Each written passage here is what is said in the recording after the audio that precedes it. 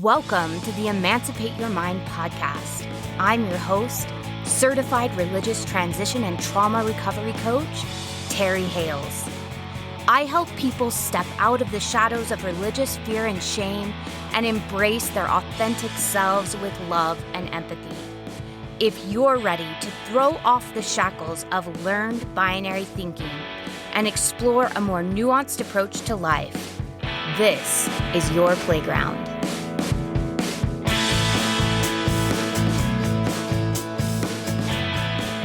Hello, welcome back to the Emancipate Your Mind podcast. And for those of you who are in the United States, happy 4th of July. Because today is the 4th of July, and I was thinking ahead, for those in America, 4th of July is supposed to be a celebration of freedom, but as I've been deconstructing and as I've been learning about Christian nationalism and racism and a whole bunch of things, I realized that today is both nostalgic and there's a lot of traditions that I love about this holiday, and it's also something I have mixed feelings about because while the country of the United States of America was founded today and it was supposed to stand for freedom, as we well know, we are still fighting for freedom for certain individuals and for certain cultures and certain races in our country. So with that in mind, I wanted to talk about freeing ourselves mentally from indoctrination, and really what came up was the Byte Model. If you haven't heard about Steve Hassan's Byte Model of authoritarian control, oh my gosh, all of Steve Hassan's work I have completely immersed myself in. It has been so eye-opening. Go look him up on YouTube. Go look him up on freedomofmind.com. You guys, his work for the past 25, 30 years has been solely focused on cults, high-demand religions, and authoritarian groups, and it is absolutely enlightening. I don't know if you're like me, but all growing up, I grew up in a high-demand religion, and I call it that for a reason because there is definitely some authoritarianism there. There's some control. Authoritarianism, I think, can be found not just in religion, but in politics, in family systems, in relationships, and in other kinds of groups like educational groups. It can be found in MLMs. So this is really important to know, especially if you've come from a high-demand religion or an authoritarian background with your family.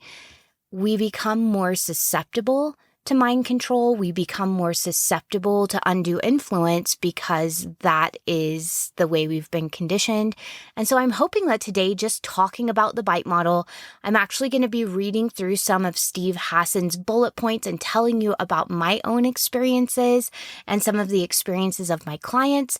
And just pause throughout this episode, pause, think through whether you've experienced something similar, what that looked like.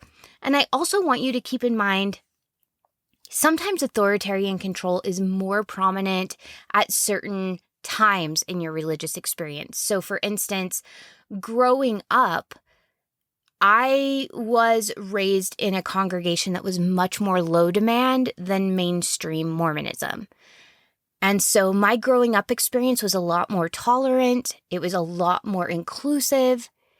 And yet, then I moved and went to school at Brigham Young University in Provo, Utah, and there it was much more tightly controlled. The undue influence was a lot more apparent at BYU.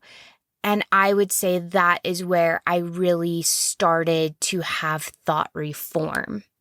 And we're going to talk about all of these words more in depth next week when I've returned from Texas and I can pull out all the research. This is kind of a quick podcast that I'm doing before I hit the road. And this is something I've been wanting to talk about for months. And it's something I have studied for a couple of years now. And I thought, you know what? We're just going to go over this small little piece because it's really going to inform next week's podcast. So hang in there with me. I think this is actually going to be really fun, sort of a story time, if you will. A quick note, this is a trigger warning. You knew it was coming. This episode, we will be mentioning things like rape and sexual assault, physical torture, because those are on the extreme ends of authoritarian control. And please feel free to skip if that feels like it would be too much. We will not be getting into the details, but we will be mentioning those topics. So be aware of that before we deep dive into the Byte Model and authoritarian control tactics. I really want to start at some of my earliest memories here. My mother was a convert to Mormonism, and she came from a very devout Methodist family, and she has several siblings. The one she's closest to, she has 5 sisters that she's very close to, and all of those found their own brand of Christianity. One of my aunts became fundamentalist Southern Baptist. Several of them went to non-denominational churches, and my mom joined Mormonism. Now, my Mormon mother and my Southern Baptist aunt lived very close to each other. We lived in the same small town. And our Mormon chapel was actually in the same neighborhood with my Southern Baptist aunt, and we would see her all the time. She was such a nice woman. She would have my sister and I over for sleepovers. She had all boys, and so having my sister and I over, she'd brush our hair and braid our hair and cook with us in the kitchen, and I loved my time with my aunt. And yet at the same time, I also have memories of my aunt screaming at my mother as we're peeling out of the driveway, "You're going to hell, you're in a cult." And my mom feeling really defensive and honestly sort of inoculating us against this idea that we could ever be in a cult. And here are some of the things that my mom would bring up that my aunt just didn't have all of the knowledge or understanding, and so therefore she didn't know what she was talking about. The Southern Baptists hated the Mormons, and so therefore she had been poisoned by their rhetoric. I was told that it couldn't possibly be a cult because millions of people believed it. I was told it couldn't possibly be a cult because we believed in Jesus Christ just like every other Christian sect. I was told it couldn't possibly be a cult because look at all the good people I knew inside the cult. There were so many good people, and it was true. I was surrounded by loving, kind, compassionate people. I was also surrounded by people who were jerks, too. There's both, in and outside of religion. But my mom would point to her friends and the people who treated me like family and would say, look at all of these kind people. It couldn't possibly be a cult because the people are good and they're kind. And the scripture that would often come up is, by their fruits ye shall know them. And I saw a lot of good fruit, especially as a child growing up. There was a lot of good going on. And so I thought I couldn't possibly be in a cult. So as I grew up, when people would throw at me, you're in a cult, I had been raised with all kinds of inoculation against that accusation, and I was able to reframe it and be like, there's no way I'm in a cult. You're just misinformed. What I've learned since then is that cult behavior is actually present in a lot of human organizations and family systems and relationships. A cult can be as small as 2 people with one narcissistic authoritarian leader and a submissive follower. We see this a lot in narcissistic codependent relationships, but it can be as big as millions of people, and it's not size that determines whether it's a cult. It's not even unorthodox beliefs that determines whether something is a cult. You can believe really, really wonky things. You can believe some things that are really outlandish and outside the social norms, and that doesn't necessarily make it a cult either. How new the organization is doesn't determine whether something is a cult. What determines if something is a cult is whether they exercise undue influence, authoritarian control, and mind control behaviors. Some would call that brainwashing. And we're going to get into all of those various terms next week.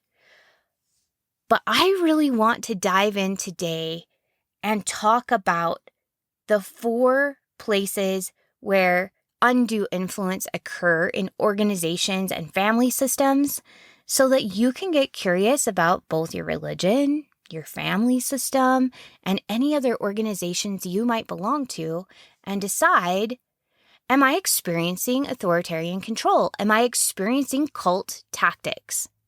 And so I think what's more important here, and I really love how Steve Hassan puts this, it's not so much labeling whether something's a cult or not a cult. It's identifying the behaviors that create undue influence in our lives and really keep us from critically thinking and making informed consent decisions. And making decisions with informed consent. So the Byte Model refers to 4 kinds of authoritarian control. Behavior for the B, I is information, T is thought, and E is emotional control. So we're going to go through and pull these apart. He has several bullet points here. I'm going to put the link to his website, freedomofmind.com, where you can actually go through and visually see this. If you're a visual learner, you can listen while looking at the chart and pause at any time, take notes, really think, dig deep into your memories, and ask yourself, does this apply overall to my religious or family system? And are there times where maybe this does apply when it doesn't apply as much in other situations? Okay, let's start with behavior control. The overarching theme here is that they regulate an individual's physical reality. So we're talking all aspects of life. They dictate where, how, and with whom the member lives and associates or isolates. And this doesn't have to be a doctrine that's preached over the pulpit. This can be something that's implied or something that you kind of subtly get in trouble for or shunned for if you don't conform to the implied social expectation. So, for instance, I have fundamentalist clients who as children were only allowed to play with other children in their congregation because other Christians weren't real Christians. And then, of course, don't even get me started on Mormons, Jehovah's Witnesses, or Adventists, or Buddhists, or Jewish people. They were only allowed to play with an insular group of kids that went to their congregation. That is dictating where, how, and with who you live and associate. This can also show up in dictating that you can only date members of the congregation or members of the religion, or that you can only date members of the religion that are in good standing, that are living up to certain social standards. They dictate when, how, and with who the member has sex. If there are doctrines about when you can have sex and when it's appropriate and how you should be dressed, or with whom you can have sex, they're dictating to you how you live your life. And again, this is all on a spectrum, you guys. It can be everything from very mild to very, very violent and controlling. I think a lot of times when we think about authoritarian control, we think about things that happened like in North Korea where there is caning and there's physical punishment and there's violence that happens when you don't live up to the expectations of the authoritarian leader or the group. But it can be milder too, from just disapproving looks or mild shaming as well. So it's not a all or nothing thing. This is not either it's an authoritarian group or it's not. It's more of a buildup. The more of these things ring true for your group, the more authoritarian and high demand it is, the more undue influence there is, the less ability to be individual and diverse and authentic, and the more harmful and destructive the organization or the family system is. So, as we're going through this, understand that there may be some of these that are very mild and some of these that are very prominent in whatever organization or system you're scrutinizing, and that it's on a continuum, okay? From low demand, high diversity and individuality to high demand, low diversity and individuality. So keep that in mind, that it is on a spectrum. And just because there are organizations that are worse than yours doesn't necessarily make yours healthy. Okay. They control the types of clothing and hairstyles you're allowed to wear. This was a big one for me. I remember shortly before I left, I already had questions, and I was in a leadership position with women who oversaw other women's groups in our bigger, broader area. And I was sitting in what was called a ward conference. I was in another congregation, and I was there to give talks and to build relationships with women in that congregation. And I was sitting in the pew, and one of the other women in the leadership position with me looked around and she said, "I just love coming to other congregations because it's the same as my own congregation. And it's like blinders were taken off of my eyes." And she said, "That person reminds me of sister so-and-so, and that person reminds me of brother so-and-so." And she went down the list, and I started looking around, and there were only 3-4 hairstyles that were different that I could see on the women.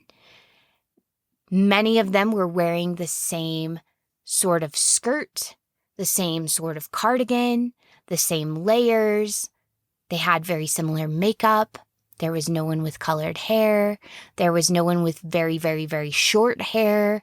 There was no one with any sort of wild hairstyle, very few tattoos, no face piercings whatsoever. And I started looking around, and it felt like the Stepford Wives.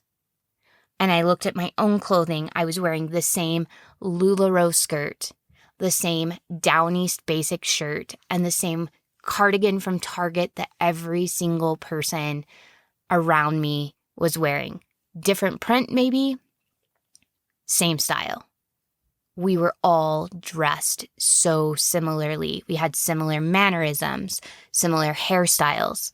If you're looking around and you're seeing homogeny, there's behavior control going on, whether it's verbal and explicit or whether it is much more covert and it's merely suggested, and there are shame and guilt barriers in place to keep people in line. They regulate your diet. They tell you what kind of food and drink is appropriate to consume. And there may be hunger and or fasting that goes along with your religion. In Mormonism, we had a monthly fast where we were not supposed to eat or drink for at least 2 meals. Most people interpreted that to mean 24 hours. So I went 24 hours without any water and without any food. And I often felt really awful because our bodies are not supposed to go 24 hours without water. So that was something we were supposed to do to draw close to God, and I often just felt sick and weak, and my blood sugar would get really wonky. But they also regulated diet. We had something called the Word of Wisdom, where we weren't allowed to drink tea or coffee, no alcohol or drugs. We were also supposed to eat meat sparingly. We were supposed to eat a lot of wheat, a lot of vegetables, and fruits. So I remember when I did a Whole30 diet, I got a lot of grief from active members because I wasn't eating wheat. I was cutting out wheat to see if it would help with inflammation. And there was some shame and some guilting going on there because I was choosing something different than what the Word of Wisdom said for my diet. There can be manipulation and deprivation of sleep. So this doesn't happen in like mainstream Mormonism, but if you go on a mission, you may work until late. You may have to wake up at the crack of dawn. You may have to wake up at 6 a.m. So deprivation of sleep can happen there. Deprivation of sleep definitely happened to me whenever I was a high school student. So high school students in the Mormon church are asked to go to early morning seminary if they live outside of Utah. And so I would wake up at 5:30 in the morning to get ready for the school day so I could be at the church building by 6 o'clock, have an hour of Bible study or Book of Mormon study or Doctrine and Covenants study before heading up to the high school, completing a full day of high school, a full evening and afternoon of extracurricular activities and homework. I'd usually fall in bed about 11 o'clock or midnight, and then I'd have to wake up again at 5:30 in the morning to begin getting ready for school.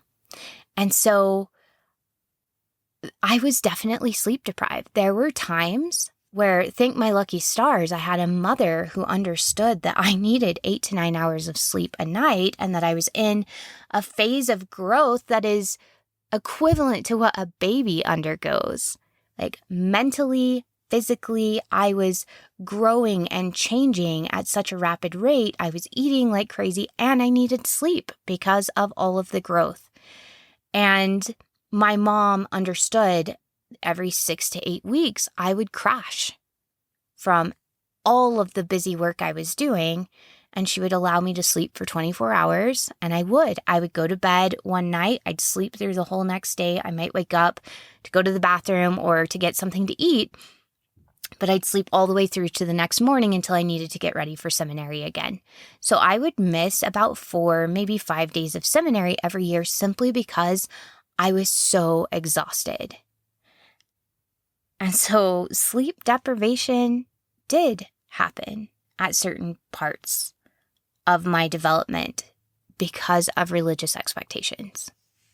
All right, financial exploitation, manipulation, or dependence. We often see like prosperity gospel, give us your $1,000 and the windows of heaven will be open. Tithing can fall under this umbrella, especially when we are demanding tithing from people who cannot feed themselves, pay their bills, clothe their children, or care for other necessities that they have. If we're having a multi-$100 billion corporation demanding a pittance from people who are barely scratching by, that is financial exploitation. It's financial abuse. They restrict leisure, entertainment, and vacation time. So if you find that you feel guilty, if there are indoctrinated messages that you should never be idle, that an idle mind is the devil's playground, for instance, or that your time here is limited and you're going to be held accountable for how productive you are with your time here, or they physically restrict you from taking vacations, going home to see family, or restricting your leisure.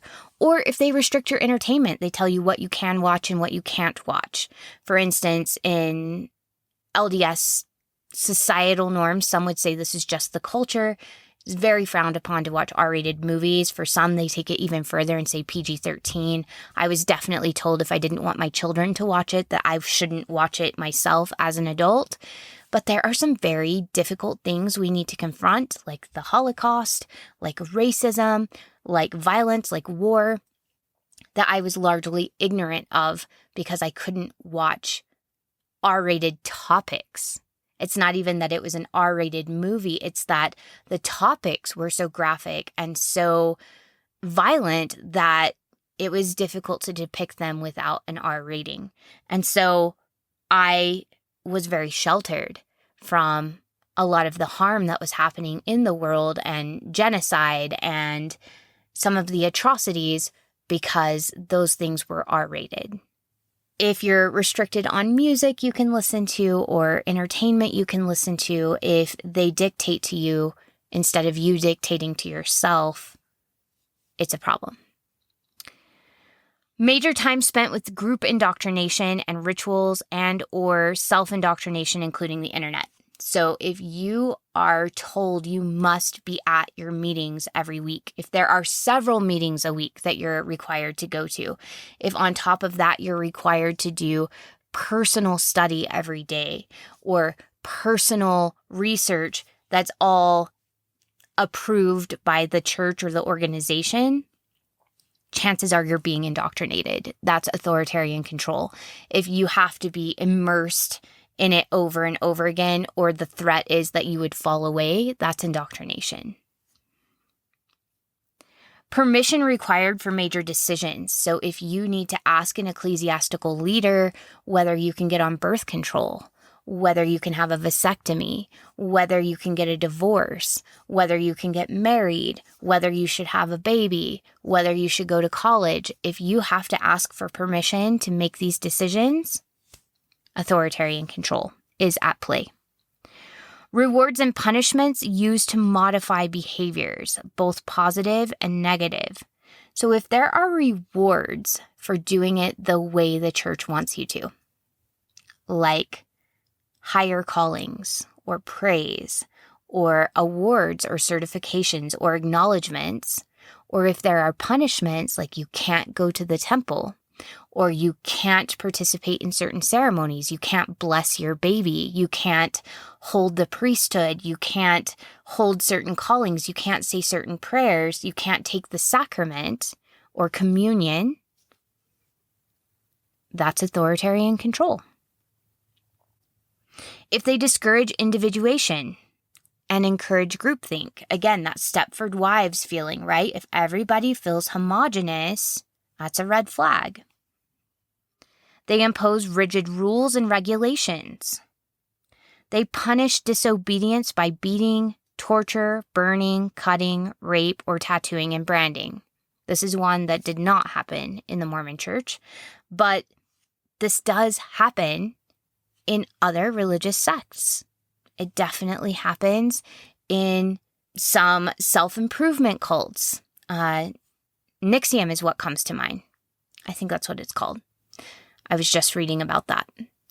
I will check that and put that in the show notes if I'm wrong about that. But NXIVM is a cult that was all about self-improvement and enlightenment. And as you progressed in the cult, there was mutilation and branding and rape that was happening.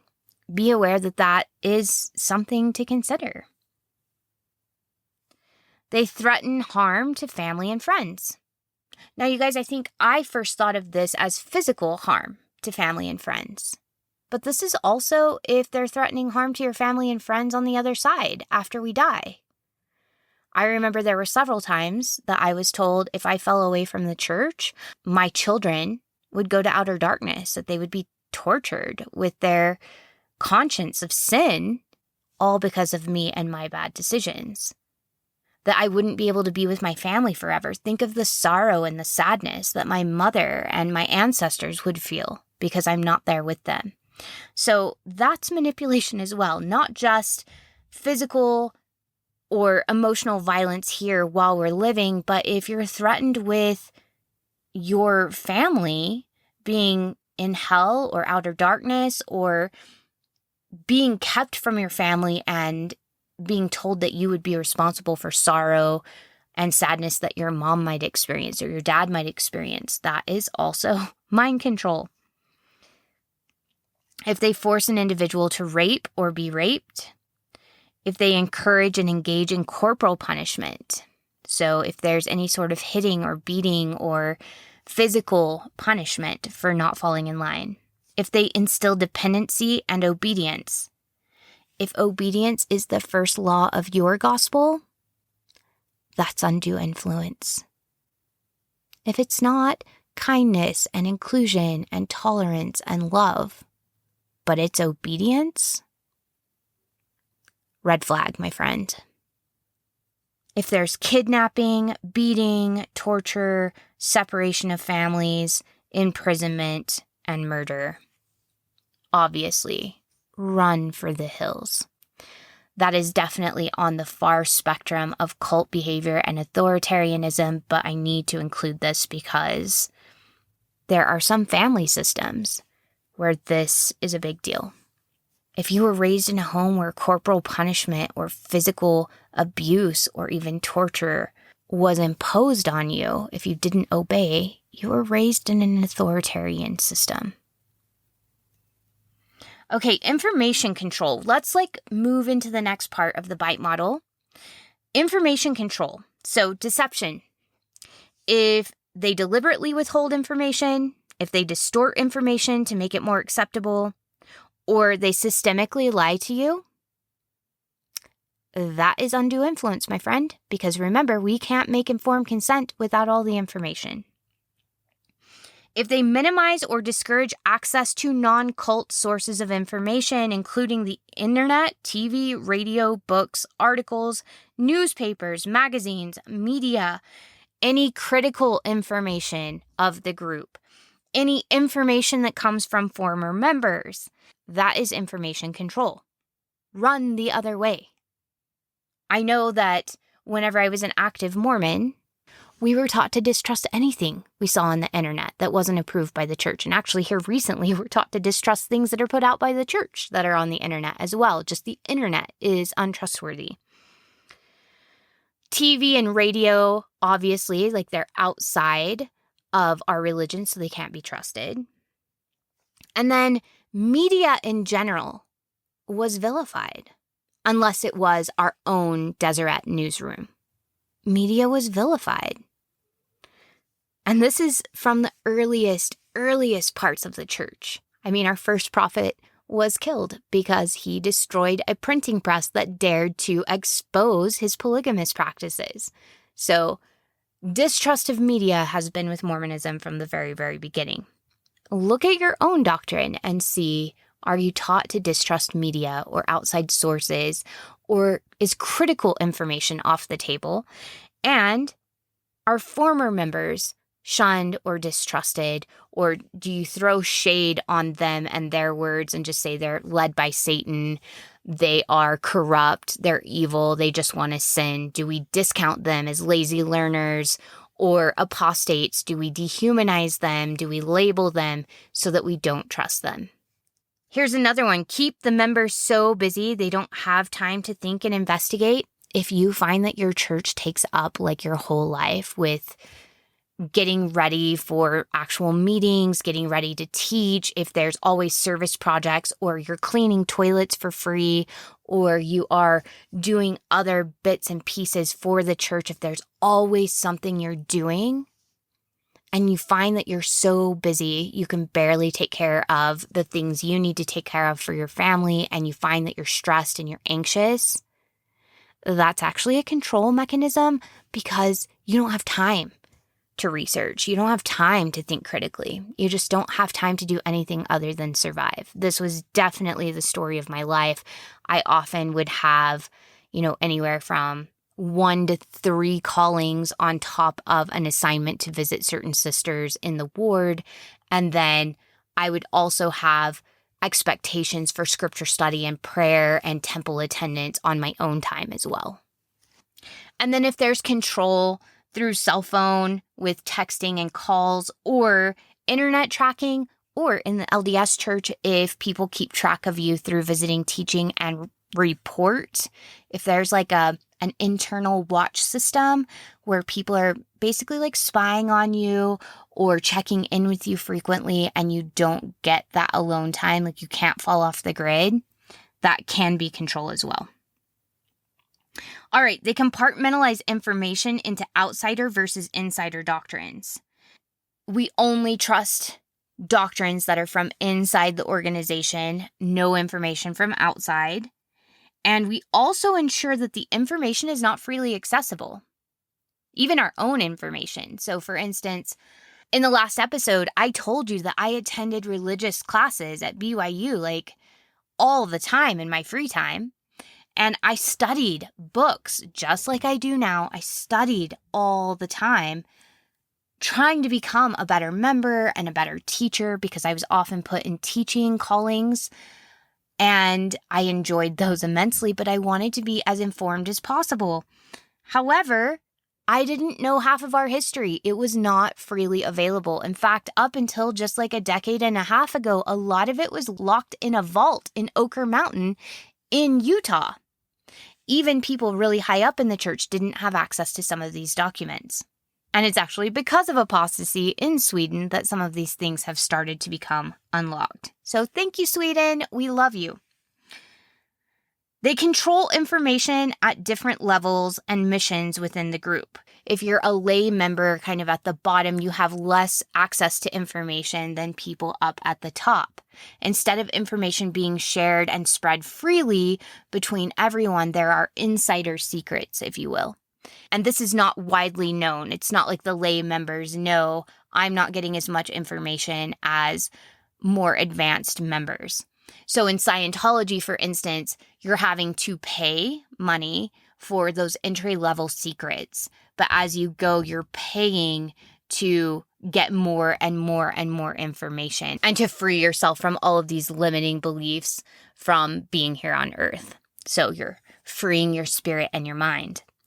In Mormonism, you start off as a lay member and they talk about milk before meat. And I think this happens in Christianity as well, where you're given watered down truths or just like the happy, pretty truths first. And then we start talking about more difficult things as you get older.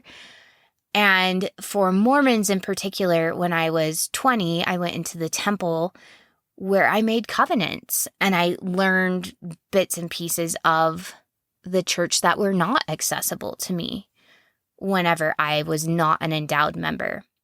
And I've since learned that as you continue to progress, you have access to the bishop's handbook, for instance, if you're a male who's in a leadership position in the bishopric over a congregation. And then you have access to information in a stake president's handbook once you become that. And I would imagine that continues to go up as you move up the ranks of the leadership. The only problem is only men get to move up the ranks of the leadership, not women. And so men are having access to this information, women are not. And at some point, you have a second anointing where basically your calling and election are made sure, which means you get to go to heaven no matter what you do, as long as you don't walk away from the church. You can rape, you can lie, you can steal, you can be completely amoral, you can be a complete punk, and you get to still go to heaven as long as you don't leave the church. This presents, obviously, some serious, serious problems. And of course, this information is controlled by the leadership. The leadership decides who needs to know what and when. We talked about encouraging spying on other members. So there's the buddy system. In Mormonism, that is the visiting, teaching, and home teaching program, which has been rebranded since I left. I think it's called ministering now. But you're supposed to check in on people. You're supposed to report back to leadership how they're doing. So this is a spying system. This happens at BYU, the honor code.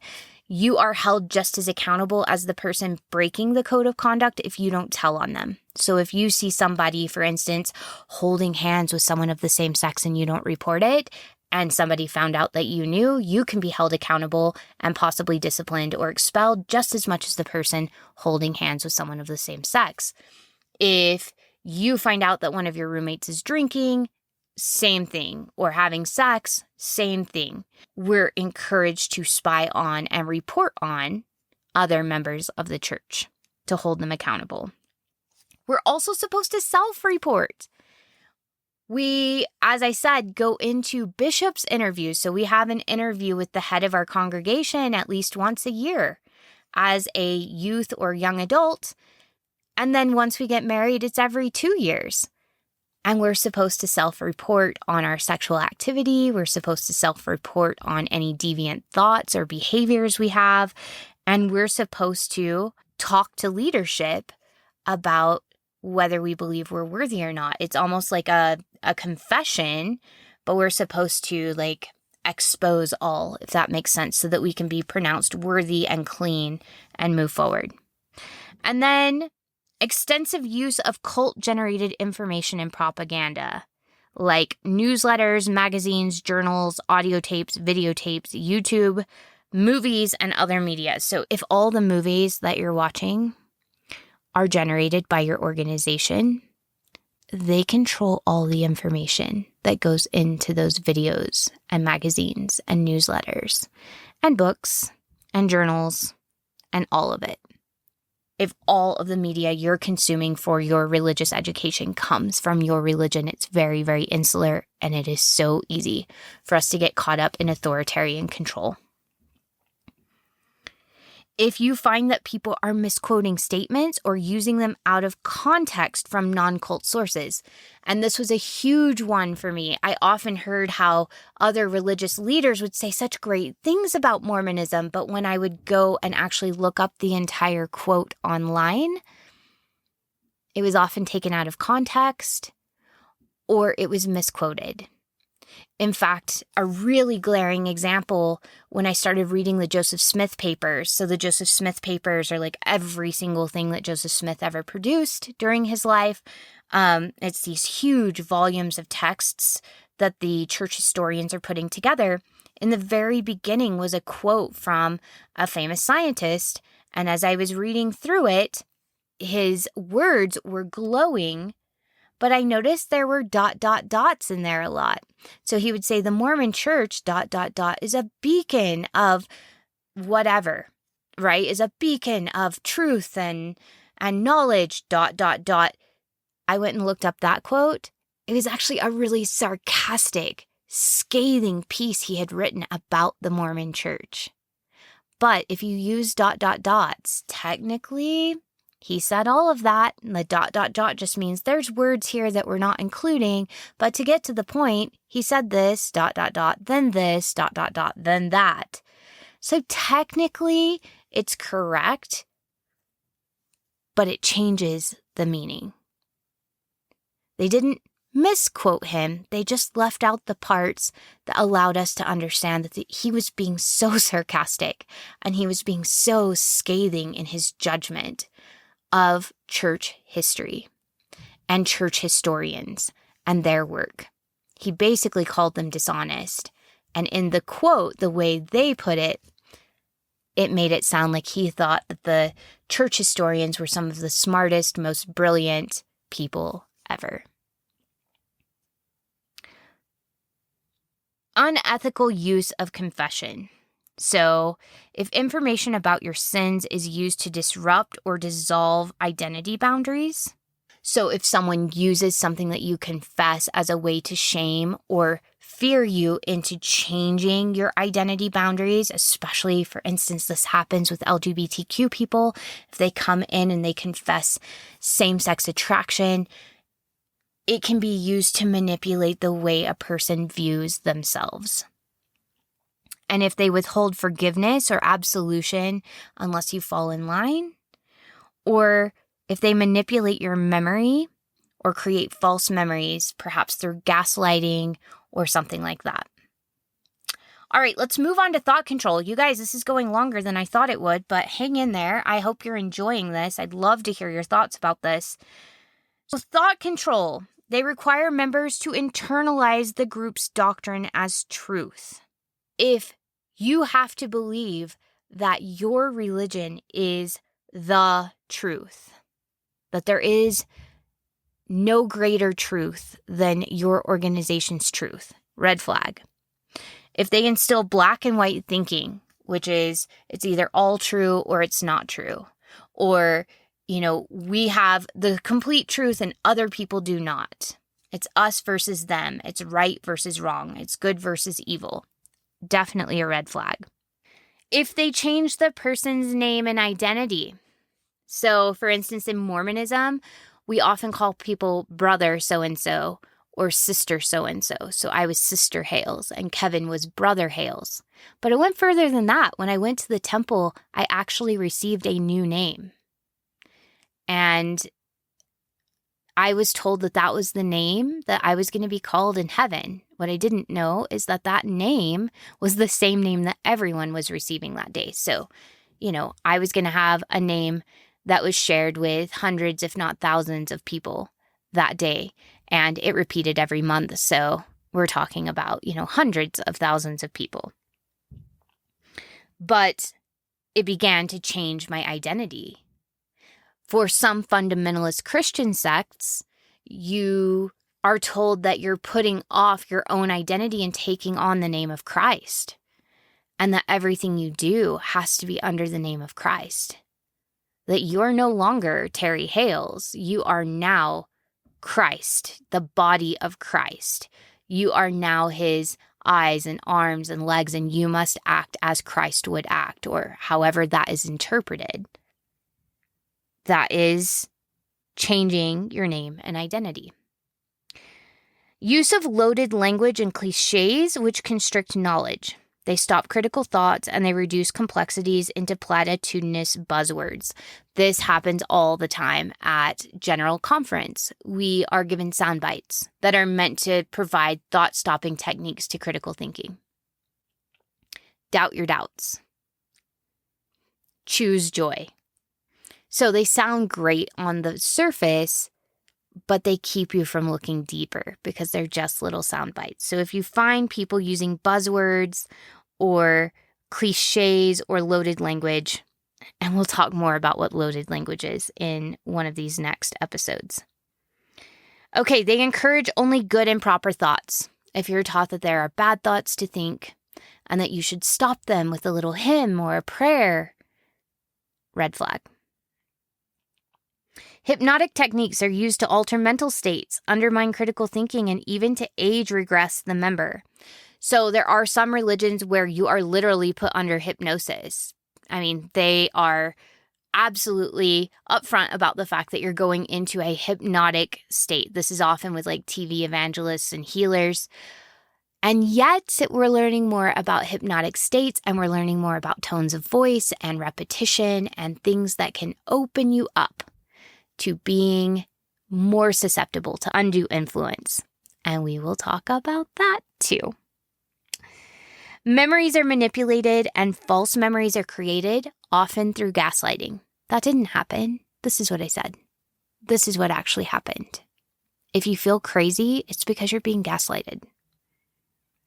Teaching thought-stopping techniques which shut down reality testing by stopping negative thoughts and allowing only positive thoughts, including denial, rationalization, justification, wishful thinking, chanting, meditating, praying, speaking in tongues, singing or humming.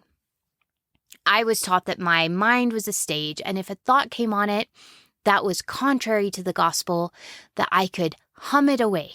I could sing it away. I could pray it away.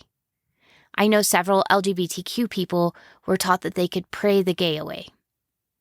That every time they had a thought about being attracted to someone of the same sex, that they could just sing a hymn or they could pray and God would take that thought away. And granted, those are thought-stopping techniques, and temporarily we can think about something different, but it keeps us from getting curious about our emotions and our thoughts and our beliefs and the internal turmoil we have whenever we have cognitive dissonance. Huge red flags there. Rejection of rational analysis, critical thinking, or constructive criticism. So if you're not allowed to think logically, and if thinking logically is actually looked down on, we actually have a scripture that says, "For when they are learned, they think they are wise, and they hearken not to the counsels of God." So anytime someone was educated and used logic or critical thinking, this scripture would come up as, "Look at you. You think you're wise because you're learned, and you are hearkening not to God." And it was meant as an insult and a shaming put down. In fact, I have a sign on one of my shelves downstairs in my living room that says all of my friends are feminists, intellectuals, and homosexuals, because those were identified as the three main threats to the church. Feminists who wanted equal rights for women, homosexuals who wanted equal rights for LGBTQ people, and intellectuals.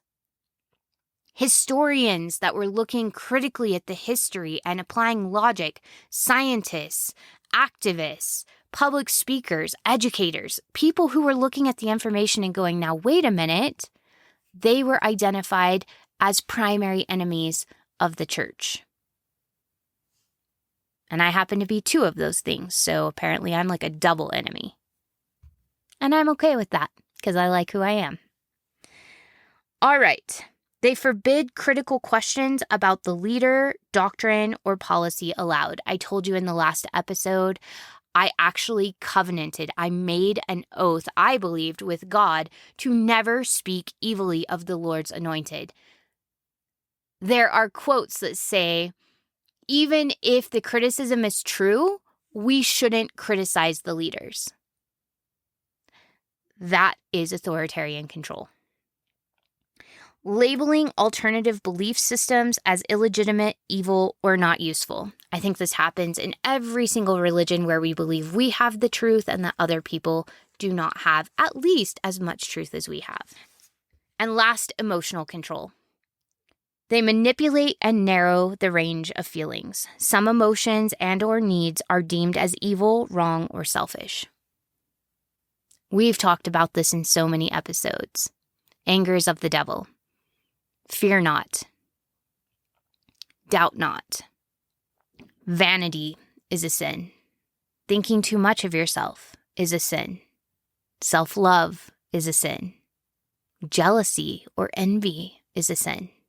If there's certain emotions you're not allowed to get curious with, then we are narrowing our range of emotions. And when we narrow our range of emotions, we cut off our ability to hear our inner wisdom. We cut off our intuition.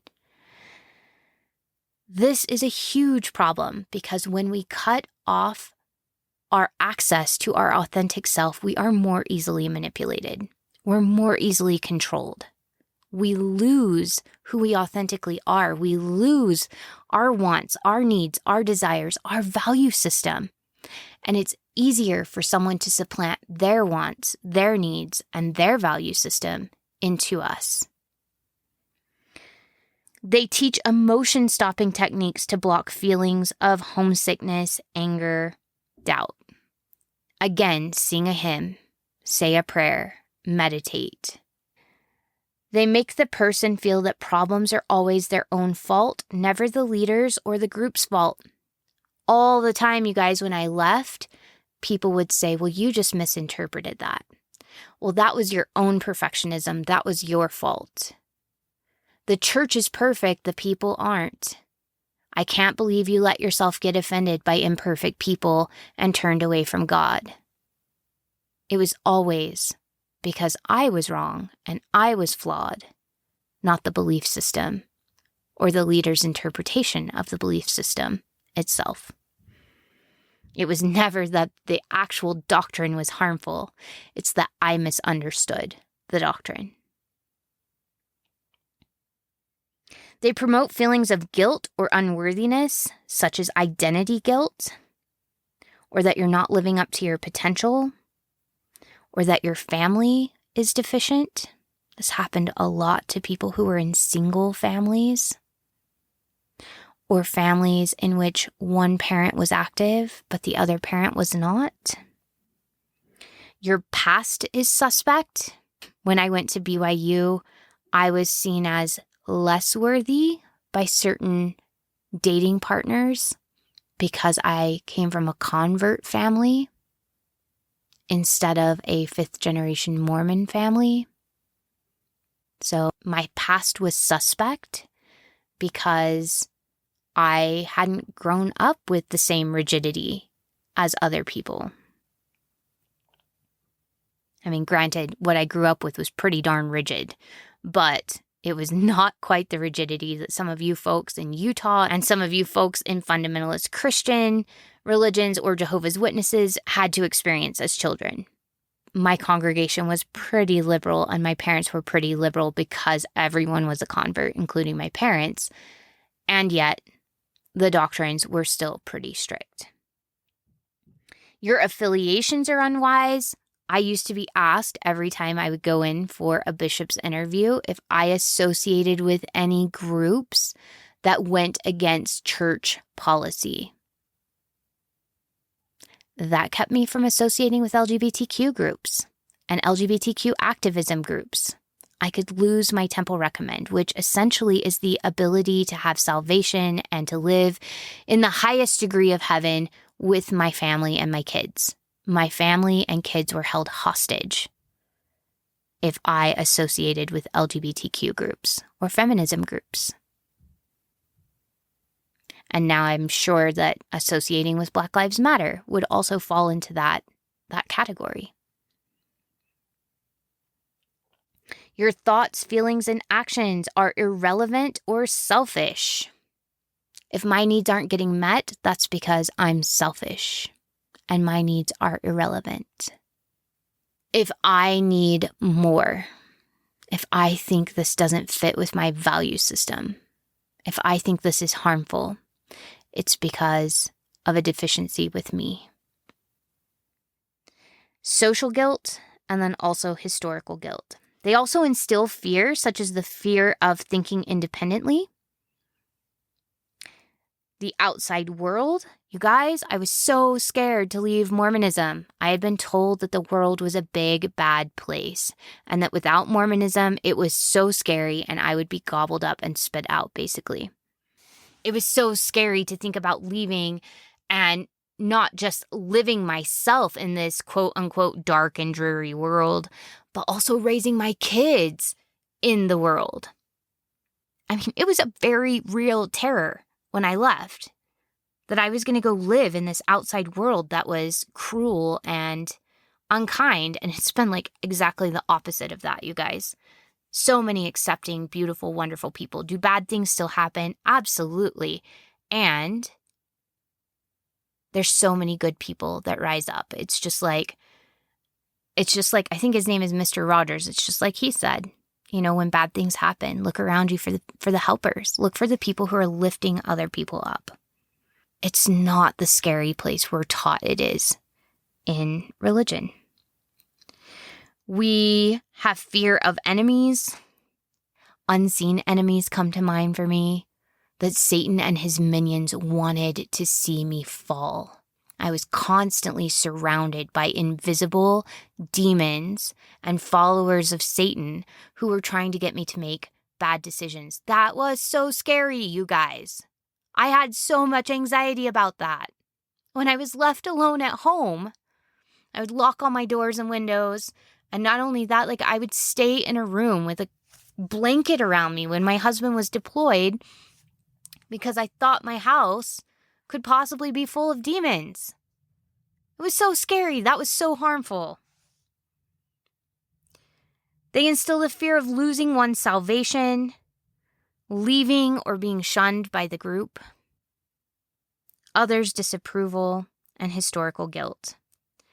Number 6, extremes of emotional highs and lows. There's love bombing and praise one moment, and then declaring you are a horrible sinner the next. I can't tell you how many times people are like, no, the church's message is so positive and kind. Yes, on one side of the coin, there is all of this beautiful language about our potential, about the ability to be with people we love for eternity, about God's love for us. But there's always an if we meet a certain requirement. Families can be together forever if we obey Heavenly Father's plan. Many are called, but few are chosen.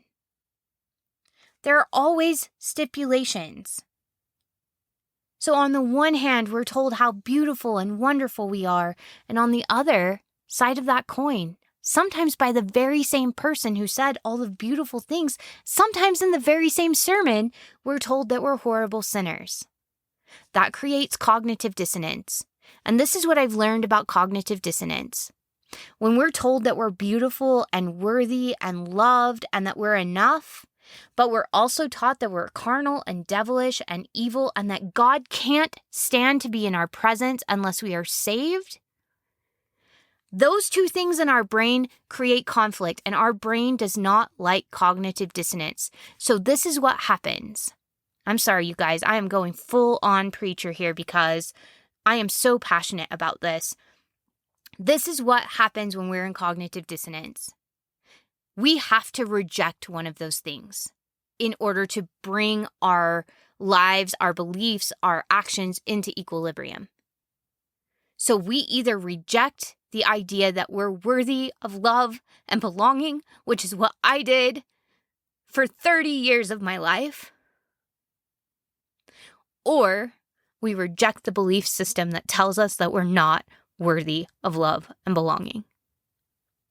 I tried rejecting my worth because it meant I got to stay in the group. I rejected myself because I was worried about being rejected by God. But when I finally realized through therapy and so much self-work that I was worthy of love and belonging, I could no longer accept a God that thought anything less of me. And I rejected the belief system that ever told me that I was anything less than beautiful and miraculous and worthy of love and belonging, even when I'm making mistakes, even when I'm growing, even when I'm learning, even when I'm imperfect. I am worthy of love and belonging. And I had to reject the belief system that told me I was not. That's what happens when we have both messages, creating that cognitive dissonance inside of our heads. They'll use ritualistic and sometimes public confession of sins. So, I told you about the yearly interviews with the bishop. Ritualistic confession of sins. Public confession of sins only happens if you confess in private and they decide you need a more public disciplinary council in front of a panel of 12 men. Barbaric and absolutely not okay. Phobia indoctrination.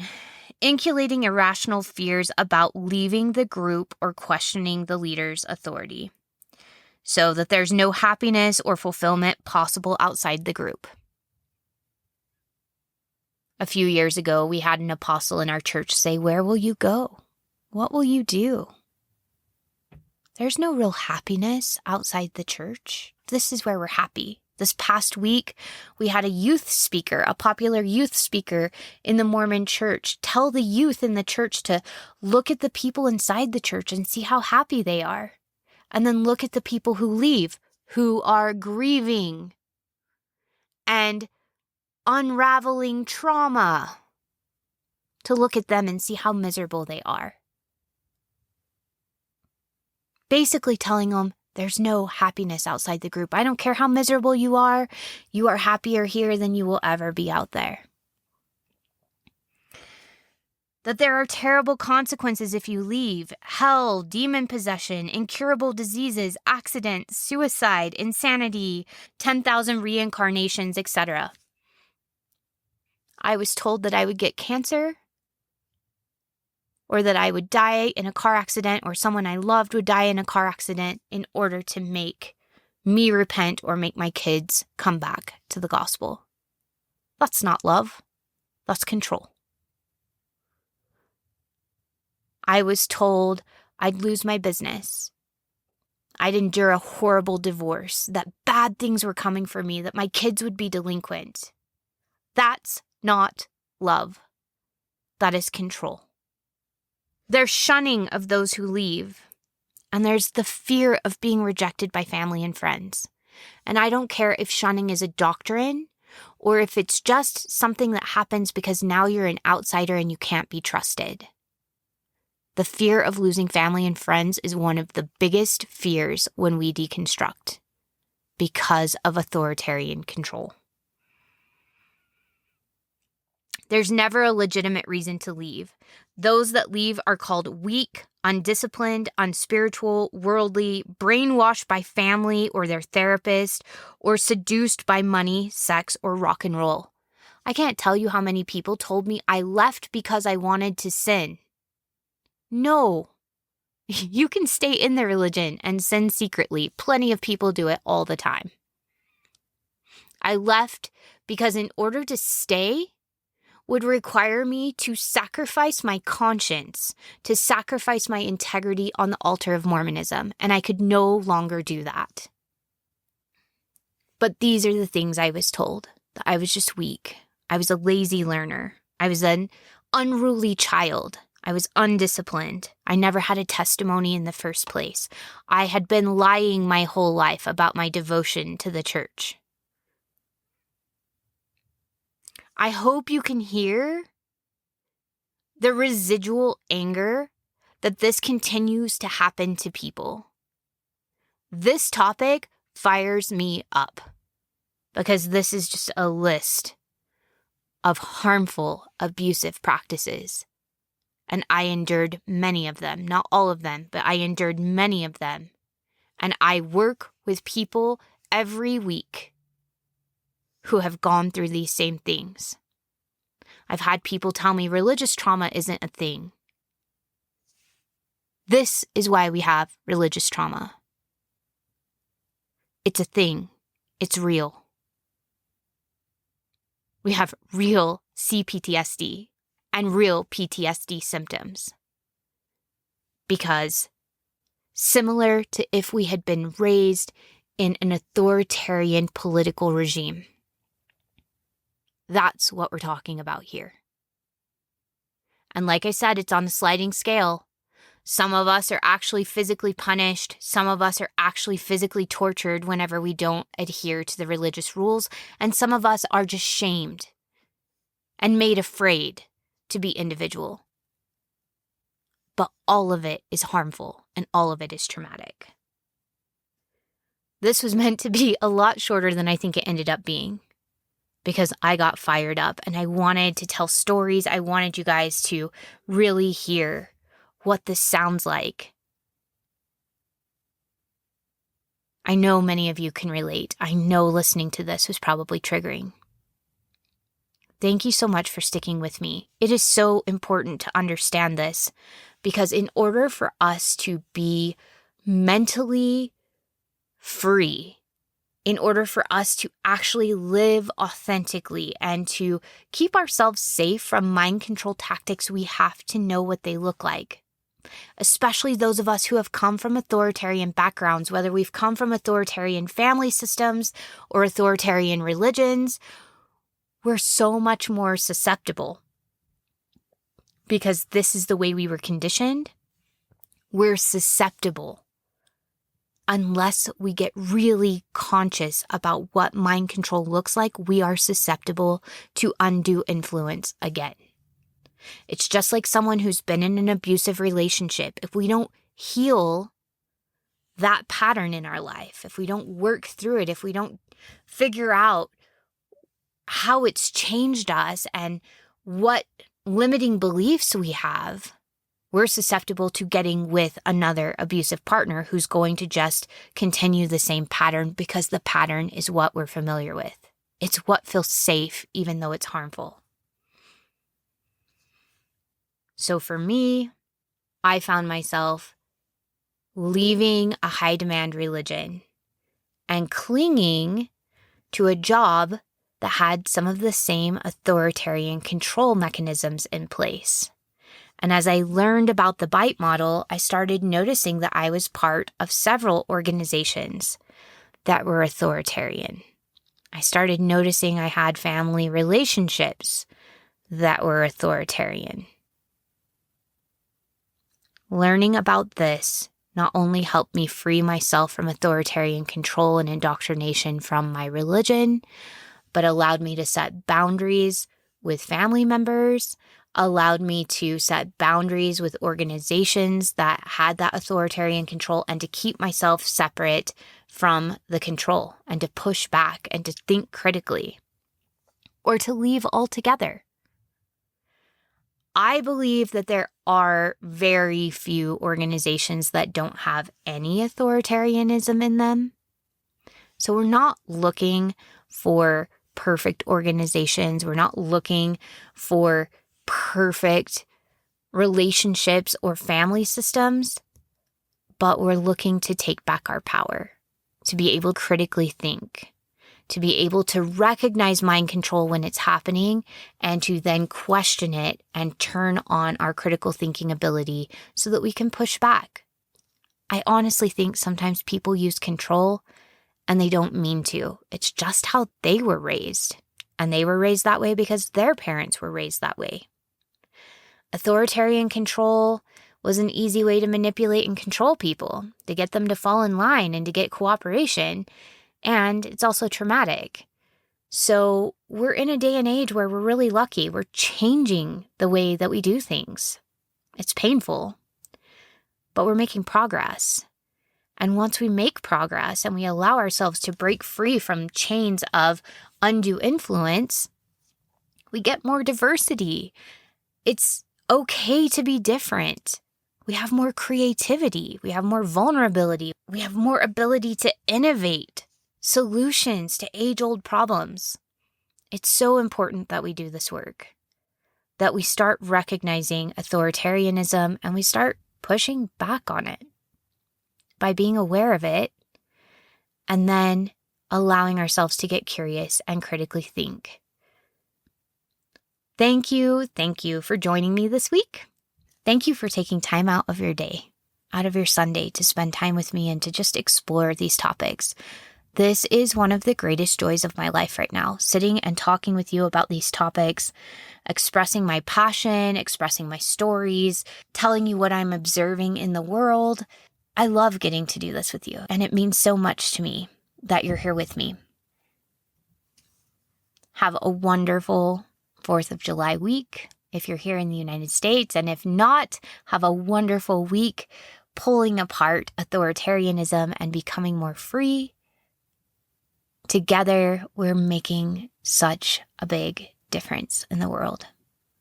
We are the change makers, and it feels really good to be united with you and all of the change makers out there in the world who are dismantling systems of oppression and creating more space for freedom.